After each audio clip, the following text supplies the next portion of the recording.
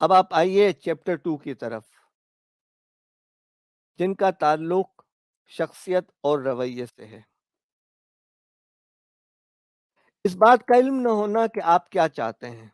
आपको मालूम ही नहीं है, आपका विज़न ही क्लियर नहीं है, आप किस तरफ जाना चाह रहे हैं, कहाँ जाना चाह रहे हैं। आप घर से निकले हैं भई, अब ₹10 हैं, खैर ₹10 तो आज की मिसाल नहीं है। आपकी जेब में अगर ₹100 ₹200 हैं और आप एक बस की टिकट लेकर बैठ जाते हैं। कहाँ जाना है, कहीं नहीं जाना, जहाँ उतारोगे उतर जाएँगे। इससे कारोबार नहीं चलते। मामलात में हुस्न नीयत का न होना और हुकूकुल इबाद, यानी आपके हुकूकुल इबाद, जिनमें आपके मुलाज़िमीन भी शामिल हैं, की अदायगी में कोताही।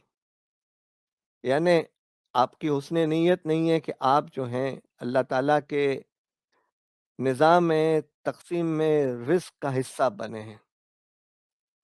आप दौलत इसलिए जमा कर रहे हैं कि आप ज़कात भी निकालेंगे, आप दौलत को इन्वेस्ट करके मल्टीप्लाई करेंगे, आप जो हैं ज़कात और खैरात के अलावा इन्फ़ाक भी करेंगे, और आपकी वजह से जो है एक फ़र्द जो मुलाज़िम होगा, वर्ल्ड बैंक के शुमारियात के मुताबिक 6.7 लोग उस फ़र्द के तवस्सुस से खुराक का इंतज़ाम होता है।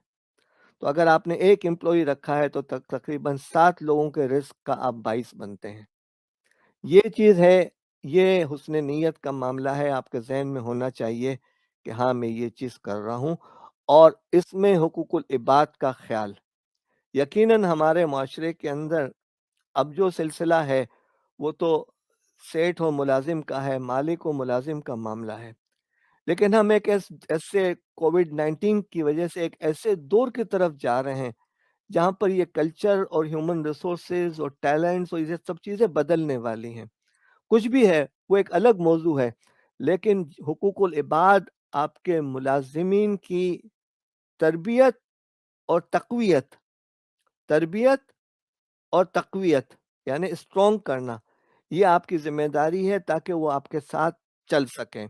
इसलिए कि कस्टमर आपकी प्रोडक्ट भी बनाती है और आपके एम्प्लॉयी भी बनाते हैं, और कस्टमर को मेंटेन आपके एम्प्लॉयी करते हैं। खुद सरी लोगों की बात और मशवरों को न सुनना, अपने ज़ाती कारोबार पर मुलाज़िमत के दफ़्तर की तरह वक़्त देना, जबकि इसका तकाज़ा ज़्यादा है। यानी आप ज़ाती कारोबार करते हैं, ज़ाती कारोबार बहुत डिमांडिंग है। ये दफ़्तर की तरह 9 टू 5 वाला मामला नहीं है। और हमारे यहाँ तो बाज़ लोग ऐसे हैं जो 9 टू 5 की बजाय 5 टू 9 करते हैं, कि शाम को 5 बजे आते हैं और 9 बजे आते हैं, और आपके मुलाज़िमीन आपका इंतज़ार करते हैं कि कब सेठ साहब आएँ और हम जो है इनको अपनी चीज़ें दें और फिर घर जाएँ। तो ये 9 टू 5 या 5 टू 9 वाले मामलात पे भी गौर करने की ज़रूरत है। आपकी तुर्शरोई, यानी सख्त अंदाज़, तल्ख़ बातें करना, सामने-सामने सुना देना, और आपके मिज़ाज में खुश मिज़ाजी का ना होना, ये आपके मामलात को और आपकी शख्सियत को इतना मजरूह करता है कि आप लोगों से काम नहीं ले सकते, और जब काम नहीं ले सकते, तो लोग काम नहीं करते, और जब काम नहीं होता तो प्रोडक्टिविटी ख़त्म हो जाती है, और जब प्रोडक्टिविटी ख़त्म हो जाती है तो नुकसान शुरू हो जाता है। अपने मामलात का मुनज़्ज़म और मरबूत ना होना, यानी आप न खुद ऑर्गेनाइज़्ड हैं, ना आपके मामलात कनेक्टेड हैं, और ना ही आपके मामलात इतने मुनज़्ज़म और सप्लीमेंट और कम्प्लीमेंट करने वाले हैं कि जिसकी बिना पर आप आगे बढ़ सकें, तो ये आपके लिए मुश्किलात का बाइस होगा। आप नाकामी की ज़िम्मेदारी कबूल करने की बजाय दूसरों को ज़िम्मेदार ठहराते हैं। एक उँगली दूसरों की तरफ दिखाते हैं, ये भी देखें 3 उँगलियाँ आपकी तरफ आती हैं। तो नाकामी है, तो आप नाकामी को कबूल करना आपकी ज़िम्मेदारी है, और आप ओनरशिप लें। नाकाम होना कोई बुरी बात या बड़ी बात नहीं है। नाकाम रहकर बैठ जाना बुरी बात है। नाकाम रहकर उठ जाना जो है वो बड़ी बात है। सुस्ती और काहिली, तसाहुल और काम से जी चुराना, और अहम मामलात से लापरवाह होना। हर वक़्त हालत खौफ़ में रहना कि अब क्या होगा, अब क्या हो जाएगा। اور صحیح لوگوں سے رابطہ نہ ہونا، وہی کرنا جو سب کرتے ہیں۔ دیوار پر آپ کھڑے ہو گئے ہیں، نہ ادھر جا رہے ہیں نہ ادھر جا رہے ہیں، جوخم اور رسک نہ لینا۔ وہ جو کہتے ہیں، بلکہ میں عام طور سے عموماً لوگوں کو سناتا ہوں کہ نو رسک، RISK، نو رزق عربی والا ریز قاف، نو رسک، نو رزق، آپ رسک نہیں لیں گے تو رزق نہیں ملے گا۔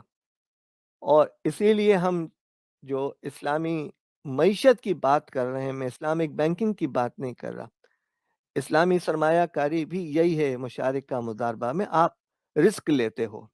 کوئی بھی شخص کاروبار کرتا ہے، شروع کر، چاہے وہ 1000 روپے سے کرتا ہے تو وہ 1000 روپے کا رسک ہے، اور یہ بھی رسک ہے کہ وہ جو 24 میں سے 18 گھنٹے محنت کر رہا ہے، اس محنت کو اس کو صلہ نہ ملے، یہ رسک ہے۔ لیکن خدا اپنے بندوں کی محنت کو قبول کرتا ہے۔ موتی سمجھ کے شان کریمی نے چن لیے، قطرے تھے جو میرے عرق انفعال کے، کہ میرے رب نے موتی سمجھ کے میرے پسینے کے قطروں کو قبول کر لیا۔ یہ امپورٹنٹ ہے کہ آپ کے پسینے کے قطرے جو ہے رب کریم اسے موتی سمجھ کے کر لیتا ہے، اور لوگوں نے دیکھا ہوگا، ہم آخر میں آپ کو اگزامپل بھی دیں گے۔ کساد بازاری کے وقت اپنے قیمتی اثاثے بیچنا، یہ ایک بہت بڑا مسئلہ۔ بری عادات میں ملوث ہونا، اس لیے کہ پیسہ ملتا ہے تو بری عادتوں کی جانب آسانی ہو جاتی ہے۔